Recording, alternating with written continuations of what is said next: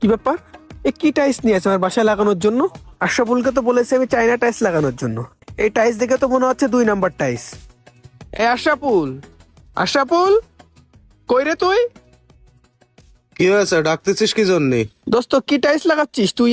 কি টাইলস লাগাবো? ভালো টাইলসই তো লাগাইছি। আমি তো তোরে লাগাতে বলিস আমার ঘরে চাইনা টাইলস, তা তুই এই দেশি টাইলস লাগাইছিস কেন? আরে কি কইস দেশি টাইলস?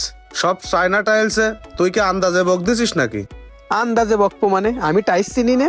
আমি তোরে টাইলস লাগানোর জন্য 20 লক্ষ টাকা দিছি, আর তুই কি টাইলস লাগাইছিস?